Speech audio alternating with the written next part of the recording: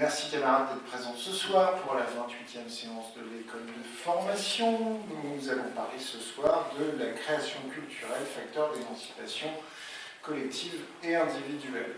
Voilà, on a l'habitude de parler du fait que la bataille culturelle, l'hégémonie culturelle, tout ça c'est important à gauche pour réellement transformer la société. Puis en général, une fois qu'on a fait le tour, le camarade me l'a rappelé tout à l'heure, des années fastes de la culture de gauche version Jack Lange ou Mitterrand, on ne réfléchit plus beaucoup à la culture au Parti socialiste. Et c'est pour ça qu'il nous semblait important d'ouvrir un champ de réflexion qui est très largement déserté aujourd'hui et qui est en partie, mais ce n'est pas le cœur du problème, impacté par des coupes budgétaires un peu dans tous les sens aussi. Voilà. Donc ce soir, pour nous parler de ce sujet, nous avons Xavier Henry, qui est un camarade qui connaît bien la maison par ailleurs et qui vient d'être nommé conseiller de la création des enseignements artistiques et de l'action culturelle au ministère de la Culture. Donc vous connaissez le principe, Xavier va faire une intervention liminaire de 3/4 d'heure, 1 heure, et ensuite vous pourrez l'interroger, lui poser des questions, approfondir le débat. Xavier, je te passe la parole tout de suite. Merci beaucoup Frédéric, je suis très content d'être avec vous pour pouvoir discuter d'un sujet qui est devenu un peu l'astronomie du Parti Socialiste, qui a depuis de se passer un sujet spécifique pour la culture, donc, qui est pourtant un sujet normalement très important, facteur d'émancipation, comme le disait Frédéric. Alors vous allez pardonner 2 éléments sur ce soir, qui est petit 1. La culture, au sens large, c'est un sujet vraiment très vaste, donc je risque d'être un peu réducteur à pas mal de moments ce soir. Et ensuite, j'ai, moi, un tropisme au spectacle vivant qu'il faudra me pardonner. Je suis parfois un peu plus évasif sur les questions de cinéma. Alors, je me suis posé la question, comment commencer une réflexion collective, là, tous ensemble, sur la politique culturelle. Et je me suis dit que j'allais faire un peu comme tout le monde, à savoir parler de pognon. Donc commencer par le budget pour 2016 du ministère de la Culture, qui est de 7,4 milliards d'euros. Et c'est un chiffre que je trouve d'autant plus amusant quand on met en perspective avec ce que coûte le CICE, à savoir 20 milliards d'euros.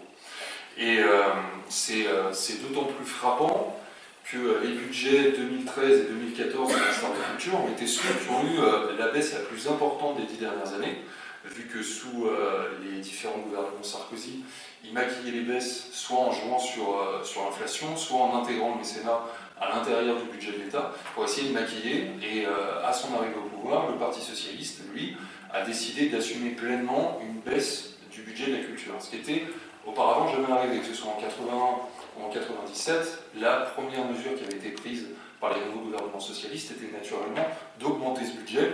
Et là, exceptionnellement, ça n'a pas été le cas, donc ça crée, mine de rien, une rupture.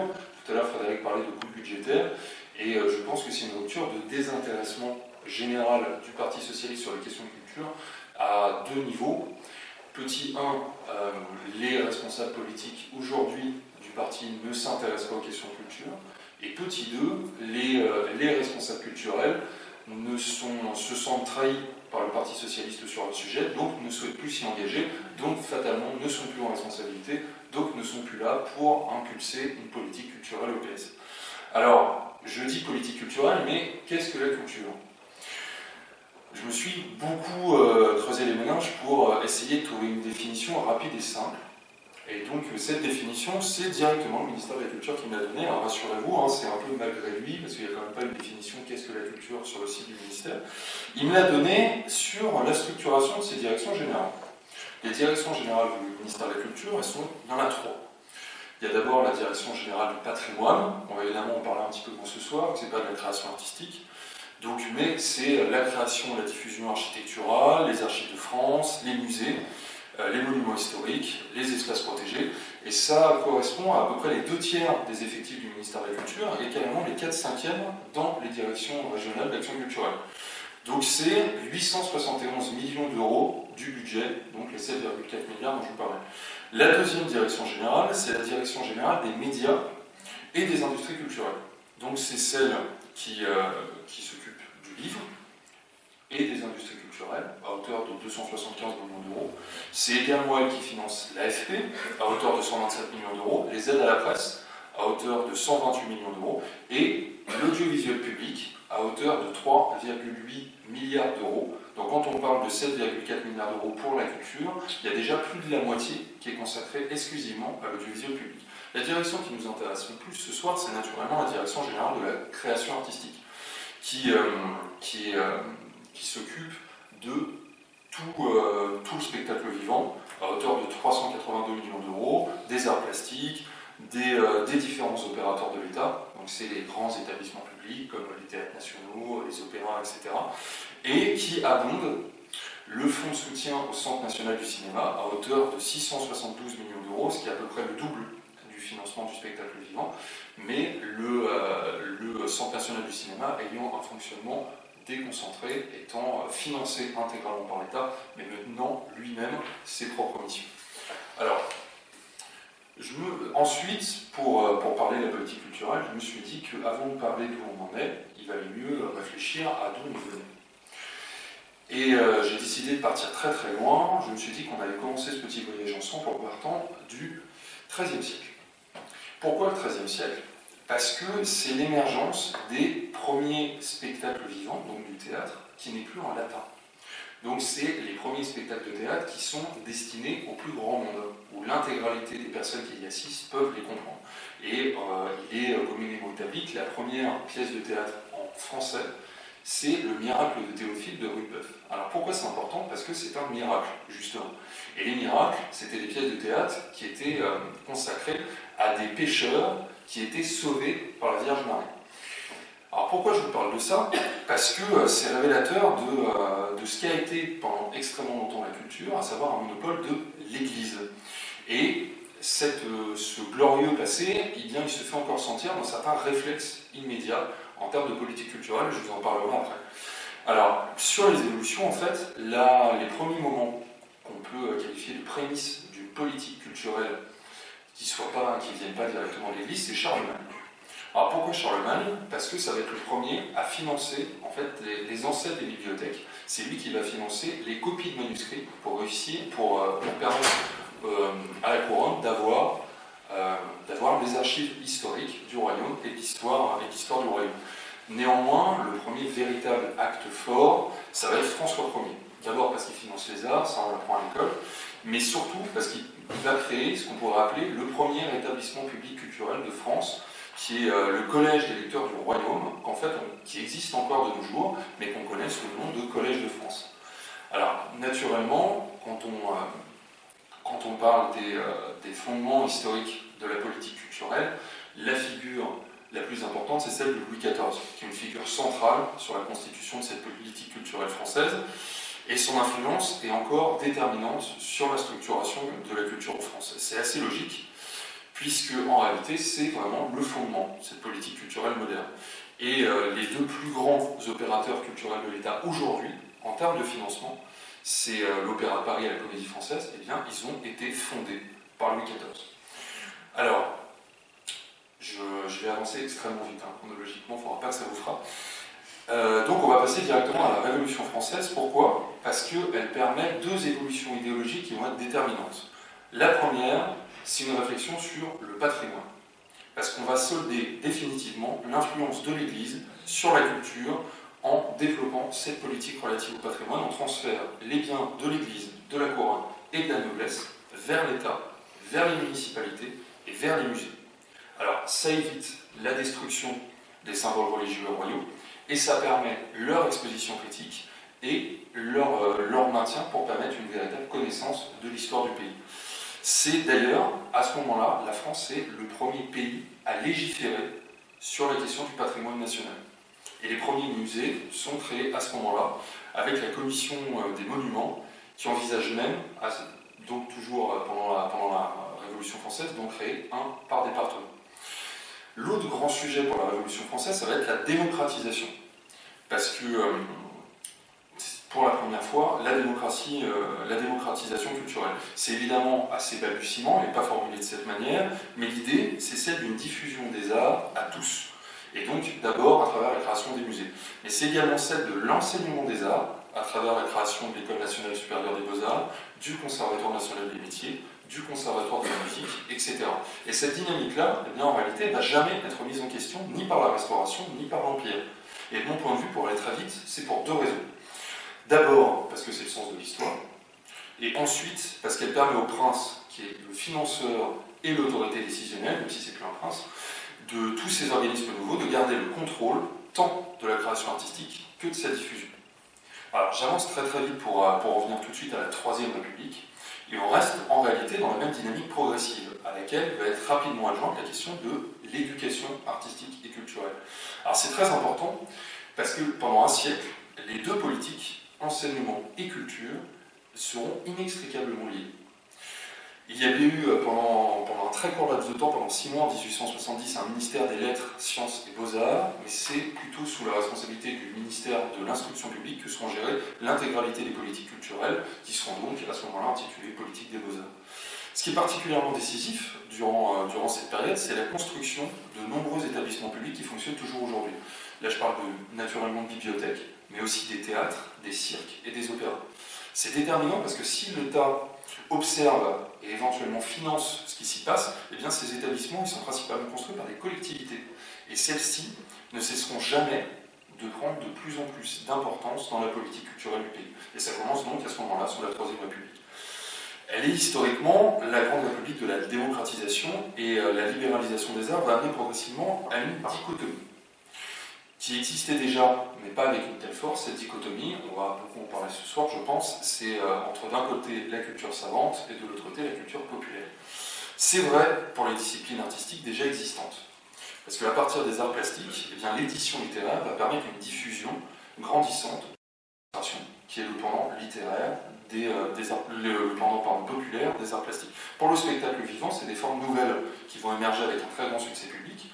Le musical, qui est d'une importance considérable pour la diffusion et la création d'une culture populaire à l'échelle du pays, et le théâtre de boulevard, qui est donc le pendant du théâtre classique. Mais c'est surtout l'évolution des techniques, en réalité, sous la Troisième République, qui va modifier durablement la cartographie de la création. D'abord, la photographie, qui va élargir le domaine des arts plastiques. Ensuite, la phonographie, dont l'influence va être tout à fait considérable dans sa capacité de diffusion de la création musicale. Et enfin, naturellement, le cinéma. Et c'est absolument capital parce qu'il va progressivement devenir l'art central et l'art dominant, et ce seulement en une trentaine d'années. Il va durablement modifier les équilibres entre les différentes disciplines de la création. À titre d'exemple, pour entrer dans la culture populaire, avant le cinéma, tous les romans à succès bénéficiaient déjà d'une adaptation pour être présentés au plus grand monde. Mais cette adaptation, c'était au théâtre. Et ça va perdurer quelques temps, mais la puissance du cinéma en termes de diffusion va tout écraser sur son passage. Le cinéma, c'est la possibilité, vous le savez, de présenter un spectacle devant un public, mais sans que les artistes soient présents, et avec la possibilité de présenter exactement la même œuvre en plusieurs endroits simultanément. Et en termes de popularité, on peut dire que le théâtre ne s'est absolument jamais remis de la création du cinéma. Donc, puisqu'on arrive au XXe siècle, on va avancer un peu plus vite pour parler des trois grandes figures, en tout cas de mon point de vue, de la politique culturelle en France au XXe siècle. Alors, il y en a deux qui vous sont familières et qui sont naturellement évidents, donc je ne pourrais pas passer à côté, c'est André Malraux et Jack Lang. Mais je vais commencer par une autre figure, à faire plaisir à Frédéric, qui, de mon point de vue, est d'une très très grande importance également, et c'est en plus une figure de gauche, et c'est Jean Zay. Alors oui, Jean Zay, c'est d'abord dans l'imaginaire collectif un ministre emblématique de l'éducation nationale de l'enfant populaire. Mais l'intitulé exact de son ministère, c'était de l'éducation nationale et des beaux-arts. Et les deux étaient encore liés à l'époque. Alors, pourquoi Jean Zay est, de mon point de vue, particulièrement important? Parce que c'est un homme qui a une très haute idée de la République et qui considère que celle-ci doit contribuer à élever les citoyens et à contribuer à leur éducation intellectuelle, morale, mais aussi artistique. Il a une très belle phrase: l'intellectuel ne peut pas ne pas prendre parti dans la controverse qui, chaque jour sur le forum, dresse les citoyens les uns contre les autres. Et sa doctrine, elle s'établit naturellement dans la direction qui est souhaitée par le Front populaire, améliorer la vie de tous, et en particulier les classes populaires. Alors, ce qui passe naturellement par l'instruction, mais également par les loisirs. Et la conviction de Jean Zay, c'est que les Français issus des classes populaires n'ont pas moins de prédispositions, pratiques intellectuelles ou artistiques que ceux issus des classes aisées. C'est donc à la puissance publique, principalement par le biais de l'instruction, de pallier aux inégalités de naissance par une égalité d'enseignement. Il considère aussi que c'est son rôle de créer des loisirs qui élèvent, puisque le Front populaire a permis l'émergence de ces loisirs pour tous les travailleurs. Alors évidemment, son bilan est moins grand que n'étaient ses intentions. Je vais m'imiter à ce qu'il a fait dans le domaine de la culture. Mais c'est lui, par exemple, qui crée la mission d'initiation à la culture pour tous les instituteurs. Ça n'a l'air de rien, mais c'est une première étape pour l'éducation artistique et culturelle qui a beaucoup été mise en avant depuis 2012. C'est lui qui crée le Musée national des arts et traditions populaires, ce qui est capital puisque c'est l'ouverture à une analyse savante des cultures populaires, essentiellement rurales du pays, et que cette division culture savante, culture populaire fracture encore nos réflexions collectives sur la culture. C'est lui qui crée la réunion des théâtres lyriques nationaux qui regroupe l'Opéra de Paris et l'Opéra Comique et qui va permettre de pérenniser durablement leur existence et leur capacité de création. Et enfin, et c'est peu connu, eh bien c'est lui qui crée le Festival de Cannes. Même si la première édition en 1939 sera annulée et qu'il ne se tiendra vraiment malheureusement que 2 ans après son assassinat par la ministre. Le Festival de Cannes, c'est vraiment un objet très intéressant pour nous, parce que c'est pas un projet qui a pour objectif une démocratisation de l'accès à la culture pour tous les Français. Donc c'est d'autant plus étonnant que ça vienne de Jean Zay. Son objectif, il est double. Il est le soutien aux artistes français du cinéma et le rayonnement culturel français à l'étranger. Et sa genèse est extrêmement particulière, parce qu'en 1936, lorsque la réflexion sur sa création commence, il existe déjà 2 grands festivals de cinéma en Europe. D'ailleurs, ils existent toujours. C'est celui de Berlin et celui de Venise. Mais ces 2 festivals, eh bien, ils subissent l'ingérence des régimes politiques de leur pays, à savoir le régime nazi et le régime fasciste. L'idée, c'est donc de créer un grand festival européen où le pouvoir politique, bien qu'il finance, n'a pas d'ingérence relative à la programmation. Alors vous connaissez l'histoire, eh bien ce festival-là, il deviendra, et il est encore, le plus grand festival de cinéma du monde. Alors Jean Zay a donc un triple bilan qui est assez novateur, précurseur de l'éducation artistique et culturelle pour tous, développement de l'accès à la culture pour tous et soutien à la création. Alors j'en viens tout de suite à la figure centrale qui est un peu totémique de la politique culturelle française, à savoir André Malraux. Alors Malraux, vous connaissez, je vous le fais vite, grande figure de l'intellectuel gaulliste, ministre de l'information du général de Gaulle lors du gouvernement provisoire, et au moment de la création de la Ve République, de Gaulle demande au Premier ministre Debré de lui créer un poste sur mesure, et sera donc ministre d'État chargé des affaires culturelles. Alors c'est important d'abord parce que, comme on l'a vu, il n'y avait pas de ministre des Affaires culturelles avant Malraux. Auparavant, ces questions étaient rattachées au ministère de l'Éducation nationale.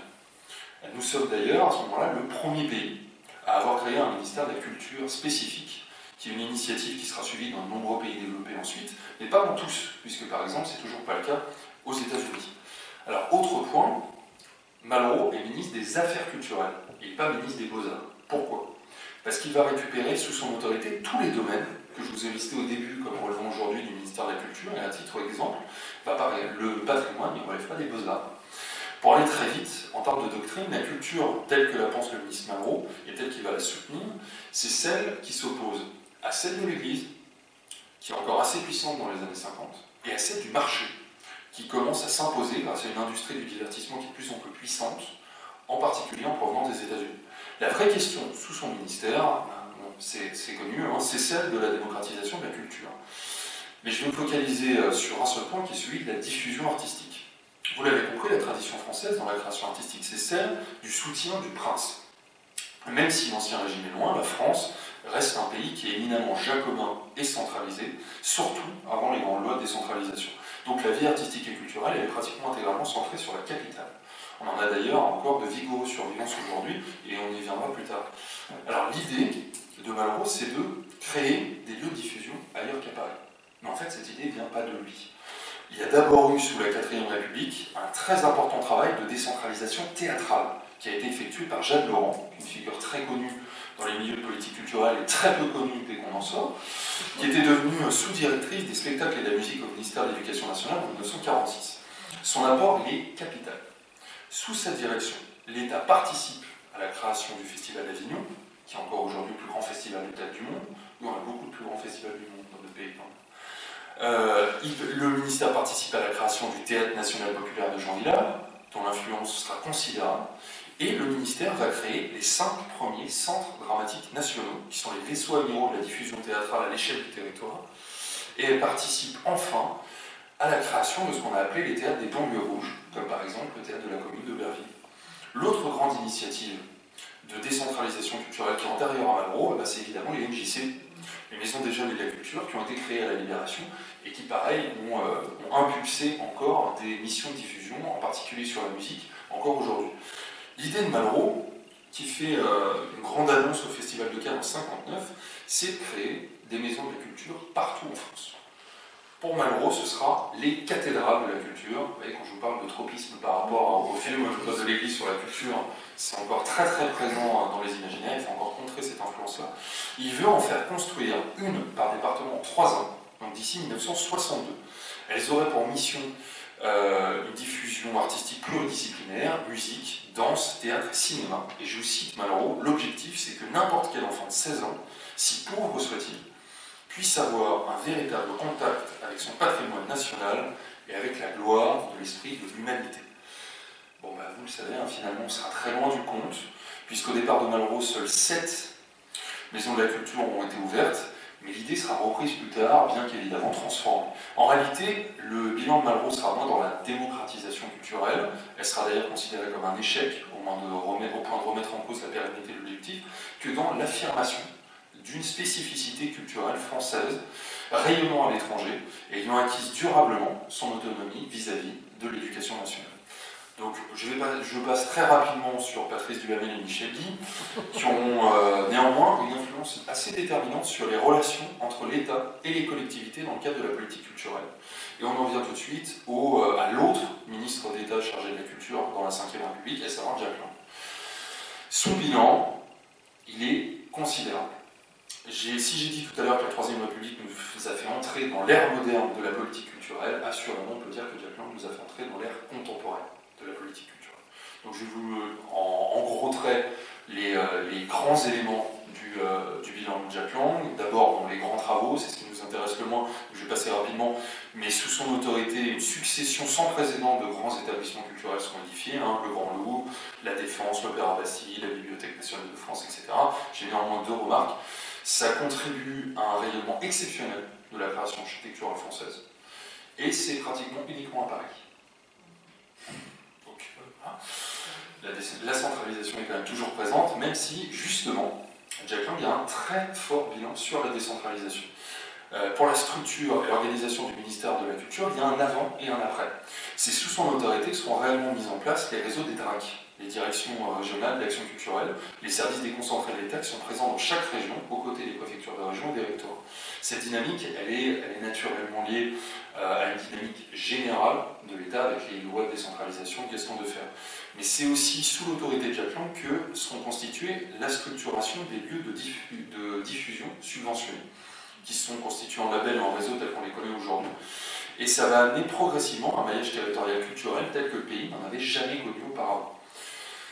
Mais le vrai sujet pour Jack Lang, c'est celui de la démocratisation culturelle. Et c'est pas simplement une démocratisation de l'accès à la culture, ça doit aussi être une démocratisation des pratiques culturelles.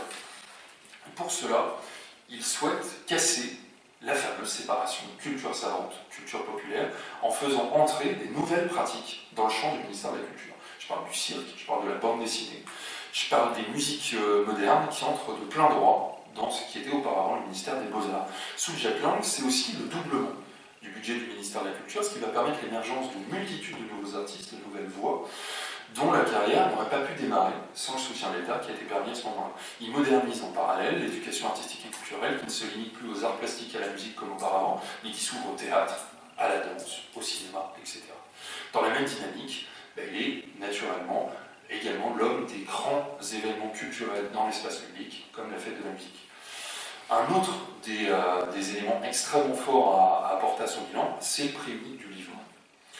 Le principe, vous le connaissez, c'est le prix du livre neuf est fixé par l'éditeur, n'importe quel libraire ou grand commerce dit culturel ne peut faire varier ce prix qu'à hauteur de 5%. C'est parce que ça a permis de maintenir la marge des libraires.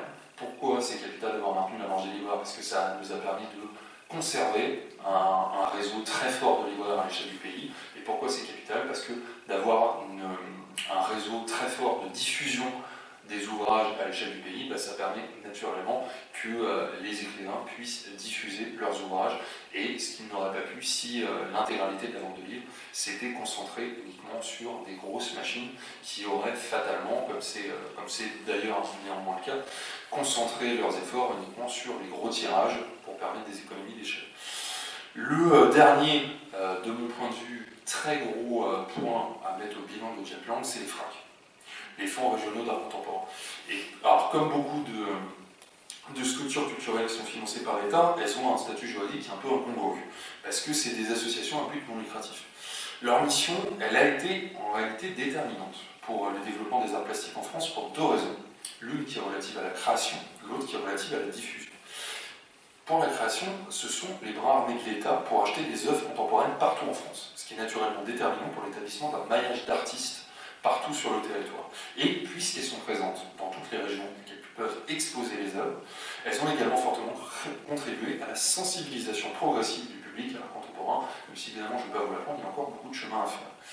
Alors vous l'avez compris, en réalité, la politique culturelle en France est encore dans une phase qui est post-Japland. Parce qu'aucun homme politique n'a pour le moment développé une réelle vision qui aura modifié l'état des lieux qui a été établi à la fin des années 90. Là, typiquement, on est dans l'examen du projet de loi Liberté de la création, architecture, patrimoine, et la partie qui est relative à la création est minime, sortie de l'article 1 qui établit dans la loi la liberté de la création, et les sénateurs ont rajouté également la liberté de la diffusion. C'est quand même vraiment, la création est vraiment le parent pauvre de ce texte. On va seulement avoir vraisemblablement une clarification des missions pour les établissements publics qui relèvent des labels et réseaux.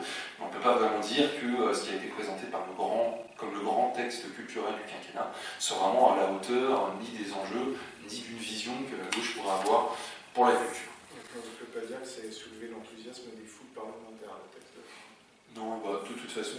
Leur préoccupation, c'était surtout que Pellerin allait être viré pendant. Il y a eu, alors, néanmoins, là ça nous intéresse moins ce soir, mais il y a quand même eu beaucoup d'éléments sur les questions de patrimoine et sur les questions de secteur sauvegardé. Il va y avoir une grosse modification de ça, donc tout ce qui touche au niveau historique, aux vieux bâtiments, où là évidemment il y a beaucoup d'élus locaux qui sont montés au créneau, très inquiets de l'obligation pour eux de s'en occuper, alors qu'auparavant c'était beaucoup plus du domaine de l'État, d'avoir une plus grande décentralisation, de mettre ça dans les plans d'urbanisme. Donc non, si, ça a quand même mobilisé, mais pas sur les sujets qui nous intéressent. Donc bon, j'en viens, on arrive à maintenant.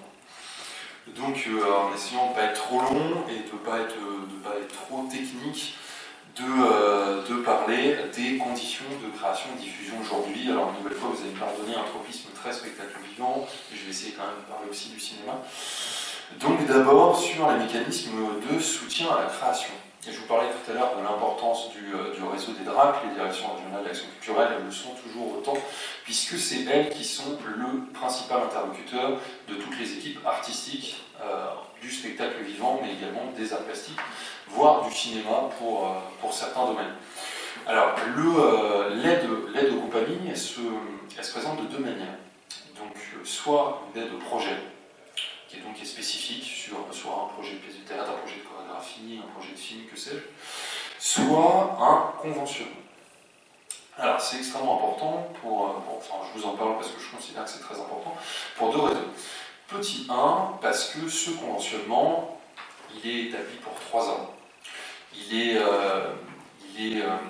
dû au rayonnement national et international de l'équipe artistique qu'il demande. Ça nécessite d'avoir mené à terme un certain nombre de créations qui ont été suffisamment largement diffusées pour que l'artiste et sa compagnie et son équipe, si jamais c'est pas une compagnie de théâtre, soient conventionnés.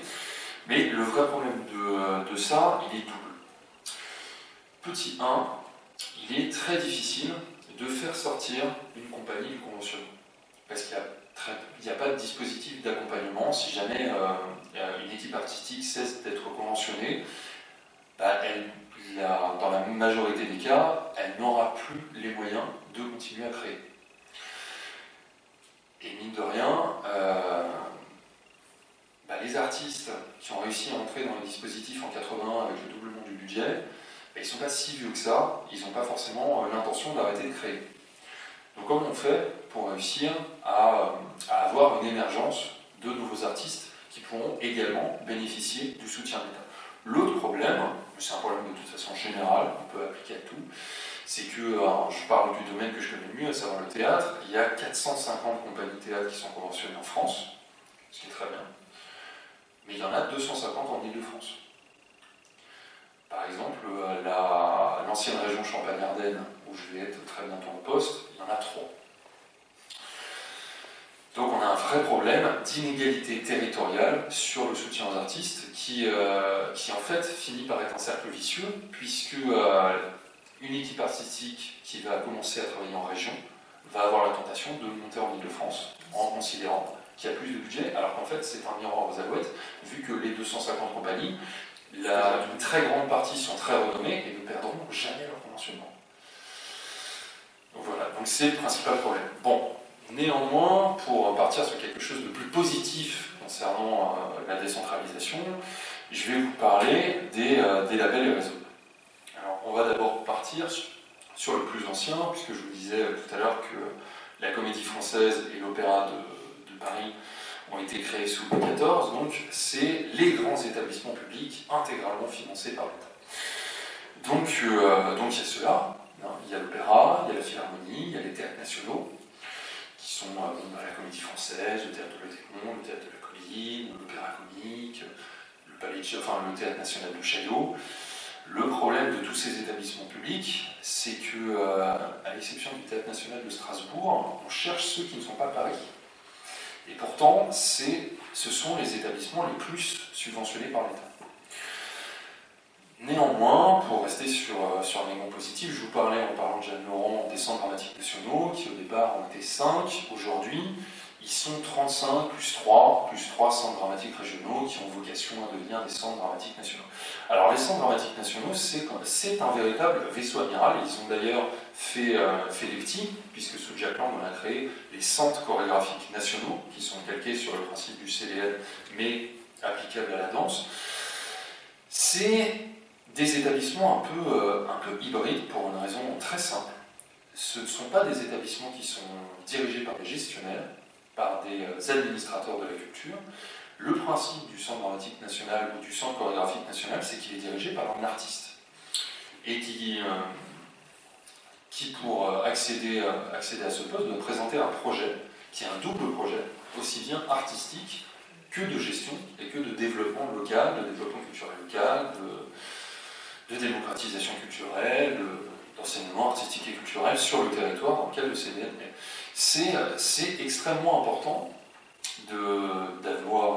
d'avoir ainsi des établissements publics qui sont dirigés par des artistes, parce que, en fait, pas pour les raisons qu'on pourrait croire, mais tout simplement parce que ça permet déjà à donc 38 équipes artistiques pour le théâtre et 19 pour la danse, qui sont assurées d'avoir un budget pour leur création, d'avoir un lieu de répétition et d'avoir un lieu de diffusion. Et le problème, néanmoins, de ces lieux, c'est ce qu'on appelle la loi de Gomol, d'augmentation mécanique des coûts. Parce que la compétitivité qui s'améliore grâce aux avancées technologiques, c'est bien gentil, mais dans la création artistique, en fait, ça n'existe pas. Donc on a naturellement, dans les établissements culturels, une augmentation mécanique des coûts par l'ancienneté des salariés, majoritairement par l'ancienneté des salariés, et à laquelle on ne peut pas couper. Si on n'a pas derrière une puissance publique, que ce soit l'État ou les collectivités, qui augmente les budgets, ce qu'elle a longtemps fait, les administrateurs de ces lieux, les directeurs de ces lieux, ne vont pas faire des charrettes de licenciement. Souvent, de toute façon, ils ont quand même des équipes extrêmement réduites, et si jamais ils perdent une personne, c'est des missions qu'ils ne pourront plus assurer. Donc, quelle est la marge qui est réduite dans ce cas-là? C'est la marge à la création. C'est le soutien aux équipes qui sont reçues dans ces lieux. C'est le nombre de spectacles qui sont diffusés dans ces lieux. Donc, la baisse des crédits du ministère de la Culture, elle se fait ressentir dans la création, pas seulement sur la baisse des subventions aux équipes artistiques, mais déjà aussi sur la baisse des subventions aux équipements. Bon, je vais aller un peu vite. Hein. Il y a aussi les pôles nationaux pour les arts du cirque, qui ont une mission de création, de diffusion, d'accompagnement sur le cirque. Elles ont été créées il y a seulement une dizaine d'années, comme les centres nationaux des arts de la rue. Il y en a 12 et 13. Je vais parler aussi rapidement de la musique, les centres nationaux de création musicale. Ils sont au nombre de 6, donc ils ont plutôt une mission de création de musique contemporaine. Pour partir d'abord sur les SMAC, les scènes de musiques actuelles, qui sont en grande partie les héritières des maisons des jeunes et de la culture, qui donc c'est un label qui bénéficie néanmoins d'un soutien assez faible de l'État. C'est majoritairement des salles de concert, hein, naturellement, mais qui est un soutien de l'État qui n'abonde leur budget qu'à hauteur de 10-15% en moyenne, mais qui par contre sont financés plus largement par les collectivités. Et donc j'y vais très vite, je passe aussi très vite sur les scènes conventionnées, qui sont des théâtres qui eux sont dirigés par des administrateurs de la culture, qui sont en général des théâtres municipaux qui sont montés en gamme, parce que les scènes conventionnées en réalité c'est un conventionnement sur 3 ans, un petit peu comme les équipes artistiques conventionnées de RAC, et qui vont être conventionnés sur une mission très spécifique, donc le conventionnement est attaché au directeur plus qu'au lieu. Il y en a un peu plus de 120, mais naturellement ça varie toujours beaucoup. Si jamais le directeur de la structure change, le conventionnement ne suivra pas. Non, je voudrais me focaliser en fait sur deux types de labels qui sont assez déterminants et innovants. D'abord, les centres de développement chorégraphique, qui sont très récents. Il n'y en a que 12 actuellement en France, ça vient d'augmenter, le deuxième est arrivé récemment, et qui sont donc consacrés là-dedans, c'est un centre de développement chorégraphique, et qui ont fait pour mission, ils ne sont pas dirigés donc, par un artiste, mais par un administrateur de la culture, ils ont une mission non seulement de diffusion, mais aussi de création et d'accompagnement des jeunes équipes en danse. Et c'est extrêmement important, parce qu'aujourd'hui, comme je vous le disais, vu que c'est quand même très bloqué au niveau des accompagnements de RAC, la jeune création dans ce pays, sur le spectacle vivant, a vraiment besoin de structures d'accompagnement.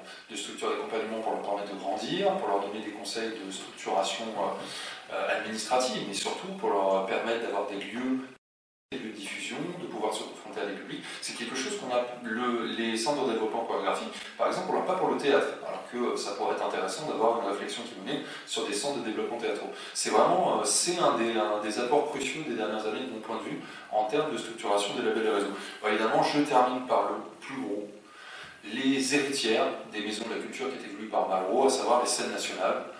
Bon, c'est vraiment, oui, c'est les cathédrales de la culture, on ne peut pas le dire autrement. Elles ont une mission de diffusion qui est cruciale, donc pluridisciplinaire, de musique, de danse, de théâtre, de cinéma. En général, elles sont d'ailleurs extrêmement appréciées par les populations qui peuvent en bénéficier. Il n'y en a que 71. Je dis que, alors c'est déjà beaucoup quand on voit les autres structures, mais il n'y en a pas encore une par département. Il y a certaines régions qui sont très peu dotées. Le tropisme Champagne-Ardenne, il n'y en a que 2. Mais elles ont vraiment, c'est vraiment les héritières de cette philosophie qui a été voulue par Malraux. Il y a beaucoup de missions de démocratisation culturelle qui sont menées par les scènes nationales et qui devraient vraiment être étudiées et mieux accompagnées. Pour rester sur l'Île-de-France, une scène nationale comme la Ferme du Buisson, par exemple, qui est en Île-de-France mais qui ne peut pas bénéficier d'un public parisien pour les créations, quelles qu'elles soient, parce que par exemple la MC93 à Bobigny, qui est également une scène nationale, peut bénéficier du public habituel des grands théâtres parisiens, parce que c'est pas très loin. La Ferme du Buisson, c'est à Noisiel, c'est quand même, faut vraiment y aller, quoi. C'est 1 heure en RER A, et en général, le public qui a l'habitude d'aller au théâtre de la ville, il ne va pas aller à la Ferme du Buisson, et pourtant le taux de remplissage pour les spectacles de la Ferme du Buisson, il est très important. Donc, vous l'avez compris, moi, de mon point de vue, les scènes nationales sont... Oui, alors c'est vrai, tu peux dire ça sur la Ferme du Buisson, tu peux dire ça sur Sénart, mais tu ne peux pas dire ça sur d'autres scènes nationales. Par exemple, la Comète, le Phénix sont des scènes nationales qui ont un très bon remplissage de leur salle, alors que pour autant, ils sont plutôt implantés sur des milieux où autour, c'est les communes rurales. C'est avec des communautés d'agglos qui font 100 000 habitants, quoi. Et pourtant, ils arrivent à vraiment faire venir leur public. Donc, Oui, si, alors histoire d'être un petit peu polémique, je voulais en profiter à ce moment-là, après avoir parlé des différents lieux en termes de décentralisation, pour faire part d'une thèse personnelle qui est que le théâtre privé n'existe pas. Quand on est focalisé sur Paris, on parle beaucoup d'une dichotomie théâtre public, théâtre privé. En fait, dès qu'on s'intéresse à la diffusion artistique dans ce pays, on se rend compte que oui, il y a des théâtres privés à Paris qui créent des spectacles. Mais quand quelqu'un les voit ailleurs qu'à Paris, bah, c'est dans un théâtre subventionné. C'est soit rarement dans une scène nationale, hein, entendons-nous bien, mais ça peut être dans une scène conventionnée. C'est plus souvent dans un théâtre municipal qui est également financé par la région. En fait, le théâtre privé, oui, c'est des équipes artistiques qui ne sont pas subventionnées DRAC. Enfin bon, et encore, on peut quand même en discuter, vu qu'il y a quand même un fonds du ministère de la Culture dédié au théâtre privé. Donc cette dichotomie, qui en fait donc, est toujours ce vieux Roland du oui, le théâtre privé c'est le théâtre populaire, alors que le théâtre public c'est oui, non mais non, en fait c'est le public. Dès qu'on quitte Paris, les publics sont globalement les mêmes. Oui, ici, je voulais également, après avoir parlé de tous ces lieux qui correspondent au label et au réseau, pour parler de ce qui est aujourd'hui le principal pouvoir du ministère de la Culture, puisqu'on va y venir ensuite, mais il ne représente plus qu'un tiers du financement de la culture dans ce pays, comparativement aux collectivités, c'est le pouvoir de nomination, puisque tous ces lieux membres des labels et réseaux, en fait, eh bien, c'est le ministère de la Culture, voire pour le théâtre national directement la présidence de la République, comme on l'a vu pour la Comédie Française, qui continue à pouvoir nommer leurs dirigeants, ce qui est vraiment une survivance de l'ancien régime qui n'a plus aucun sens. Alors naturellement, aujourd'hui, le ministère de la Culture décide, mais avant, il y a une commission pluraliste qui présente son choix au ministre, qui avalise ou pas, mais parfois il avalise pas. Donc il y a quand même à un moment, moi je suis assez surpris que ça n'ait pas été fait là que la gauche est arrivée au pouvoir, à savoir de supprimer cette vieille survivance de l'ancien régime qui donne au pouvoir central le pouvoir de nomination, et ce qui parfois jette la suspicion sur les conditions de la nomination de tel ou tel metteur en scène à la direction d'un établissement. C'était par exemple été le cas pour Stanislas Nordet au Théâtre National de Strasbourg, et ça permet à bon droit aux agents de la réaction de se plaindre quand Rodrigo Garcia dirige un CDL. Alors, histoire de quand même parler un petit peu du cinéma, je vais vous parler, oui parce que Frédéric m'a demandé de quand même en parler un petit peu, de parler du Centre national du cinéma. Donc c'est une structure autonome, comme je le disais tout à l'heure, mais qui donc est intégralement financée par l'État et qui assure pratiquement l'intégralité des missions de l'État relatives au cinéma. D'abord la réglementation, puisque c'est le CNC qui va autoriser à la fois les entreprises de production et de distribution, mais qui va également autoriser l'ouverture des salles de cinéma. C'est également le CNC qui va encadrer la programmation des salles de cinéma, qui va contrôler la billetterie et les déclarations de recettes, et c'est le CNC qui recueille la taxe spéciale additionnelle qui est prélevée sur tous les prix des billets. Mais naturellement, il y a également un soutien à la création cinématographique par des aides à la création de films qui sont destinés aussi bien au cinéma qu'à la télévision, notamment l'avance sur recettes, mais également le soutien à la création et à la rénovation de salles, notamment là, ces dernières années, sur le passage à la projection numérique.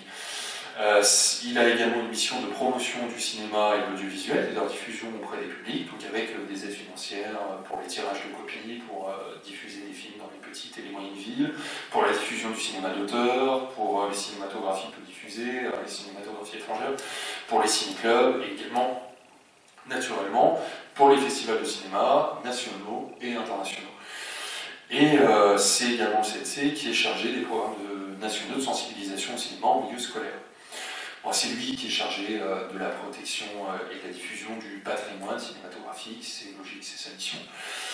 Mais je veux en venir aussi sur le truc un petit peu plus problématique, et qui d'ailleurs n'existe pas pour les autres créations artistiques, à savoir la commission de classification. Parce que le CNC, donc à travers sa commission de classification, émet des avis concernant les délivrances et des visas d'exploitation des œuvres cinématographiques, et ces avis qui sont transmis au ministère de la Culture, qui délivre ou pas les visas à partir de ces avis. Et donc c'est des visas, hein, vous les connaissez, hein, qui informent sur le contenu des œuvres, qui peuvent comporter une interdiction à la représentation en dessous d'un âge déterminé, donc interdiction de moins de 12 ans, moins de 16 ans, ou au moins de 18 ans, éventuellement un avertissement. Alors pourquoi c'est problématique? Parce qu'on n'a pas un tel dispositif pour les autres créations artistiques en réalité. Ça va être de la responsabilité des directeurs des différents lieux de diffusion.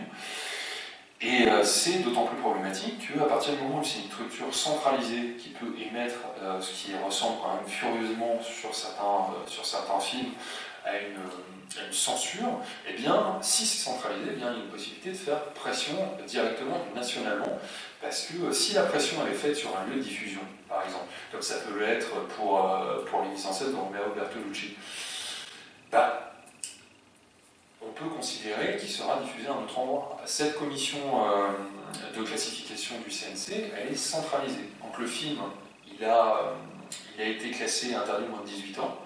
Eh bien, c'est l'intégralité du territoire qui ne va pas pouvoir le diffuser correctement.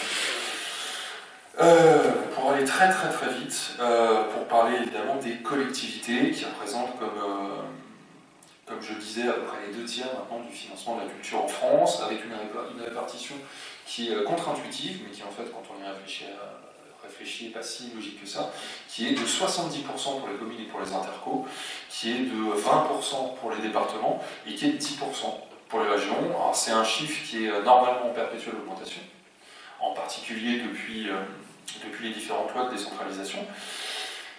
Mais la question commence à devenir nettement plus complexe ces dernières années. Alors, je vous rappelle comment la culture est financée par les collectivités, hein, vu que la culture est normalement du domaine de l'État, en fait c'est à travers la clause de compétence générale qui permet aux collectivités de se saisir de n'importe quel sujet.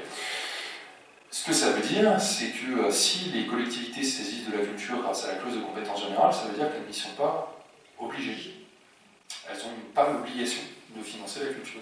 Donc si on a à la fois une baisse des dotations globales de fonctionnement de l'État pour les collectivités et une augmentation des dépenses sociales, ce qui est le cas actuellement, et bien fatalement, c'est le financement de la culture qui risque d'en pâtir très très fort, ce qui remet naturellement en question la liberté de création et la liberté de diffusion, vu que bien souvent, ce sont les collectivités qui ont pallié aux insuffisances de l'État ces 15 dernières années. Alors,